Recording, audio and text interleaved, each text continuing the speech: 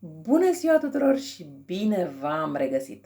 Haideți să vedem ce vor să ne spună de această dată cărțile pentru voi. Oare ce vor să vă transmită? Ce mesaje au cărțile de spus de această dată? Hai să vedem!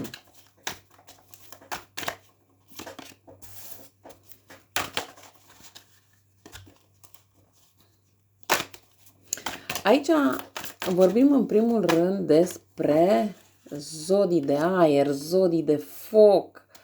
La zodiile de foc predomină leul, dar bineînțeles că poate să fie și berbec sau săgetător.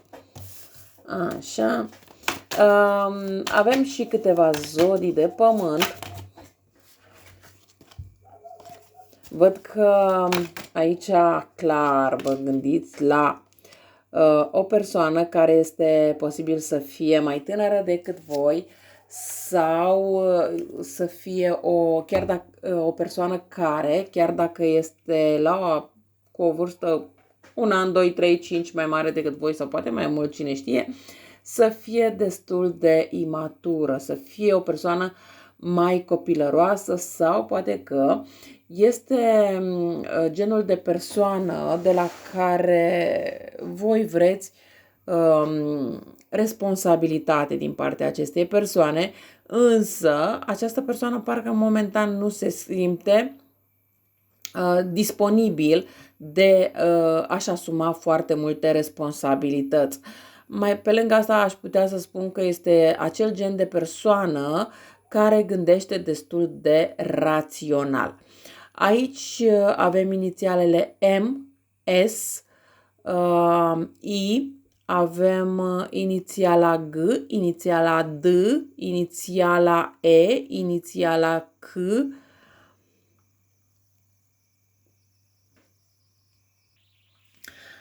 Aici, indiferent de ce vreți voi sau nu vreți voi de la această persoană, indiferent de ceea ce vrea să facă sau nu această persoană pe mai departe, cumva este o perioadă în care această persoană trebuie să ia niște decizii, indiferent că îi plac sau nu. Indiferent cât de mult a amânat luarea acestor decizii, a venit momentul în care să decidă. Este un moment în care lucrurile trebuie să se întâmple, nu mai suportă niciun fel de amânare. Aici poate să fie vorba despre o relație care s-a tot amânat să se facă un pas în plus, însă acum lucrurile pur și simplu trebuie să se întâmple. Aici, această persoană ori a înțeles ceva din ceea ce s-a întâmplat până acum și face pasul care trebuia să-l facă de foarte mult timp, sau n-a învățat nimic, n-a înțeles nimic din ceea ce trebuie să facă și cumva universul vine și îi spune: ori faci, ori rămâi pe drumul tău până îți înveți lecția. Și asta ar însemna să se despartă de voi această persoană. E o situație, aș putea spune, un fel de, ca și cum ar fi la nivel karmic. Voi, într-adevăr, aveți anumite semne de la ghizii voștri, însă parcă nu vreți să le luați în seamă, pentru că nu în toate cazurile aceste semne pe care voi le aveți de la ghizii voștri sunt semnele pe care voi le-ați așteptat. Voi ați așteptat niște semne cum că această persoană vine și rămâneți împreună și vă mutați împreună, vă căsătoriți și așa mai departe. Formați o familie fericită așa cum vă doriți. Însă, din păcate, lucrurile nu se întâmplă așa. Într-adevăr, sunt puține cazurile unde se întâmplă lucrul acesta acolo, dar este doar acolo unde această persoană a înțeles unde a greșit, unde a înțeles că trebuie să facă anumiți pași. Acolo unde nu s-a înțeles lucrul acesta, este foarte clar că lucrurile nu pot merge într-o direcție pozitivă. Voi sunteți o persoană destul de diplomată și adevărata putere aici, aș putea să spun că stă în blândețea voastră.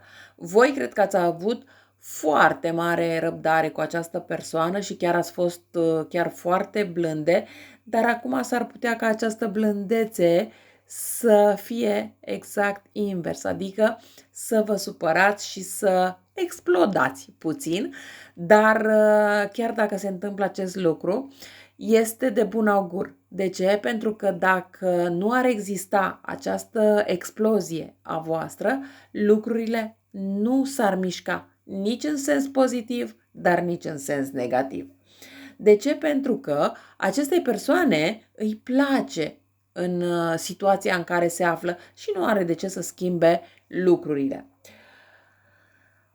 Aici, într-adevăr, o să fie o ieșire din partea voastră un pic mai impulsivă, numai că un pic de atenție. De ce? Pentru că s-ar putea ca impulsurile alea să le duceți puțin la extrem și s-ar putea și va trebui să aveți un anumit control totuși, pentru că după când se duce totul la extrem, s-ar putea să dați în alte lucruri mai puțin plăcute și nu ar fi prea bine, pentru că v-ar putea afecta întreaga viață.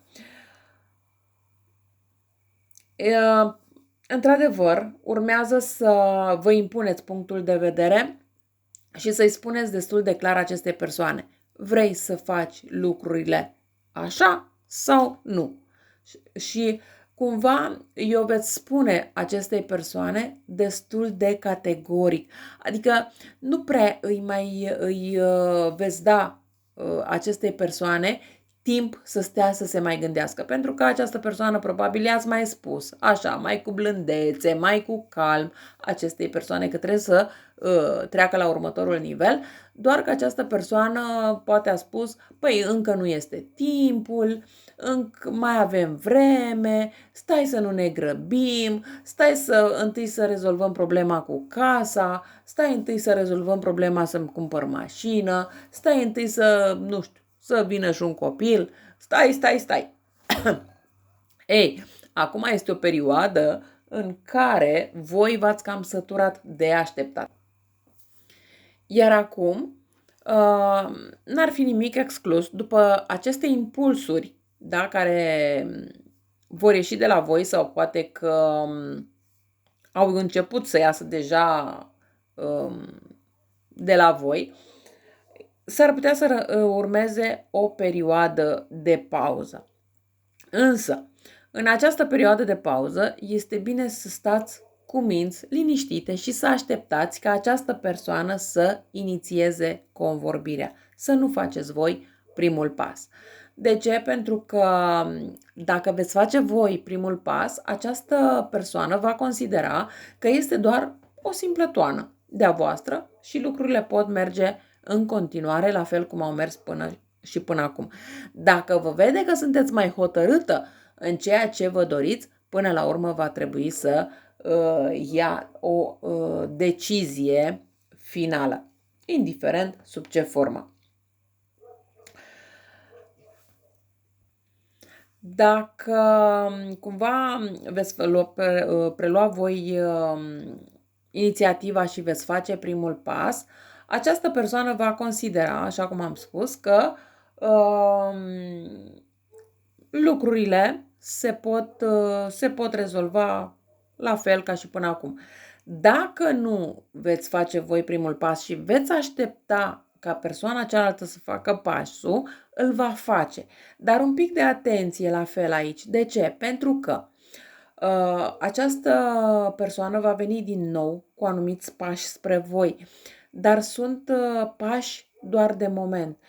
Sunt doar, aș putea spune aici că mai mult e vorba de promisiuni de care nu se va ține această persoană. Sunt pași de moment doar pentru a vă îmbuna puțin pe voi. Această persoană sau cel puțin intențiile acestei persoane sunt bazate mai mult pe plăcere, pe confortul propriu, pe interesul propriu și nici de cum pe ceea ce vă doriți voi. Această persoană la care voi vă gândiți este o persoană care își urmărește propriile țeluri și aș putea să spun că dacă știți cum să comunicați cu această persoană, nu este genul de persoană care să se ascundă în a spune exact ce își dorește de la voi. Adică dacă voi veți ști cu calm să discutați cu această persoană, pur și simplu veți scoate direct de la această persoană că nu-și dorește de la voi mai mult decât o plăcere sau mai mult decât că are un confort că poate să vină la voi când vrea, să plece când vrea, să meargă într-o vacanță împreună cu voi dacă are chef și așa mai departe, da?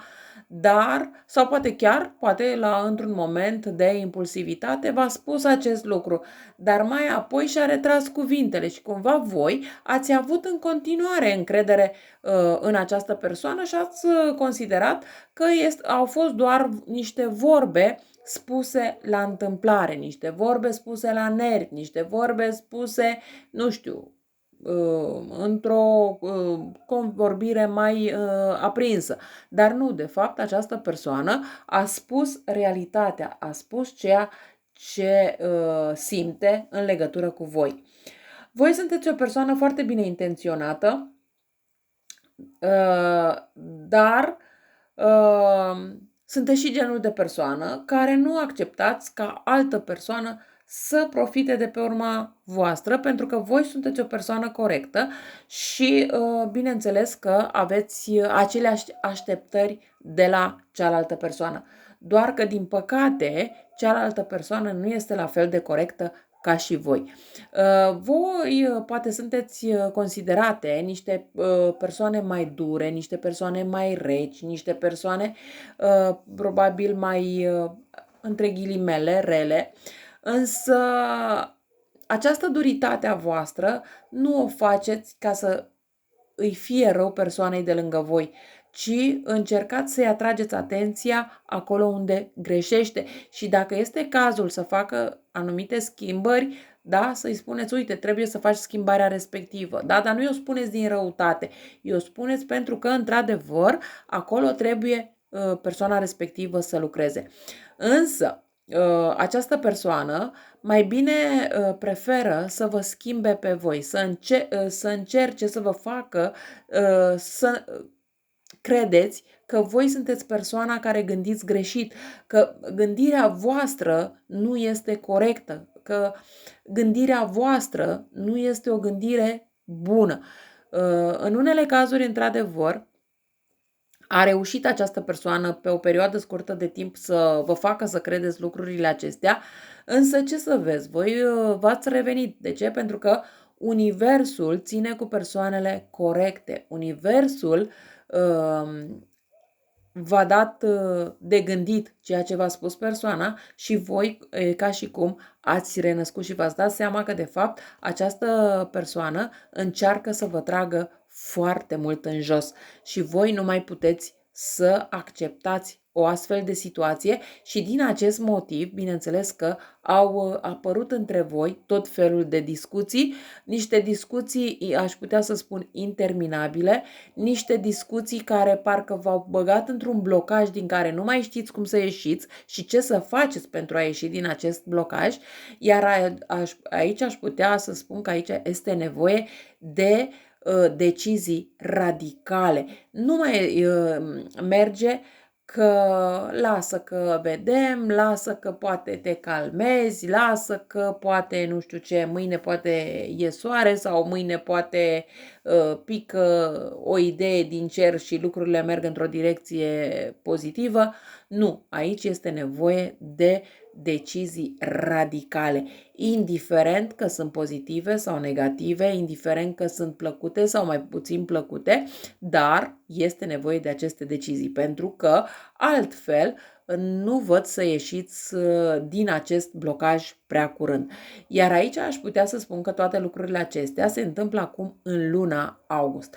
Până la finalul lunii august, aici pot să spun destul de clar că va exista o hotărâre și o decizie clară, că după cealaltă persoană crede că este doar o toană, crede că este doar ceva de moment, e cu totul altceva. Dar văd că voi vă hotărâți și luați voi decizia cea mai bună pentru voi. Și asta este, pot spune, un lucru destul de bun.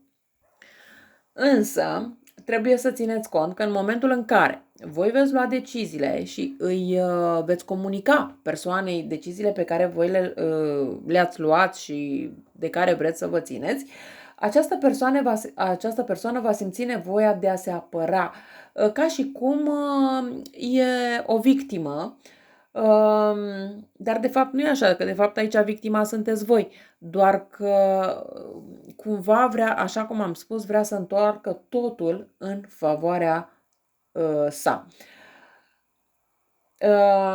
Cumva, prin toată această decizie, această persoană, de asta spuneam că urmează o pauză între voi doi sau o perioadă în care oricum vă răciți unul față de celălalt, o perioadă în care această persoană își impune propriile ziduri, dar mai apoi tot această persoană dărâmă zidurile, dar depinde de voi cât sunteți de hotărâte pe mai departe. Ca și sentimente, această persoană nu vrea să pună sentimente în această relație pentru că niciodată nu a văzut această relație cu o finalitate fericită. În permanență s-a gândit cât timp funcționează e bine, când nu mai funcționează e la fel de bine. Și atunci nu a investit sentimente profunde în această relație. Pentru că vrea să se detașeze destul de ușor din punct de vedere emoțional atunci când va veni momentul. Aici voi sunteți cele care ați pus mai multe sentimente. Această persoană, așa cum am spus, a văzut această relație doar ca pe o plăcere, doar ca pe un confort, doar ca pe ceva convenabil, dar de moment, nu pe ceva de durată și nici nu se gândește în acest moment la a face ceva de durată împreună cu voi. De asta este nevoie să luați aceste decizii destul de radicale, indiferent cât vă plac sau nu, pentru că altfel veți continua așa și nu veți ajunge la niciun numitor comun, ci din contră, lucrurile se vor înrăutăți din ce în ce mai tare. Dar țineți cont că este o etalare generală, nu personală și nu vi se poate potrivi tuturor, iar cărțile de tarot vă sfătuiesc, nu pot alege în locul vostru. Eu cam atât am avut de spus pentru voi, vă mulțumesc că m-ați ascultat și vă doresc o zi cât mai frumoasă în continuare. La revedere!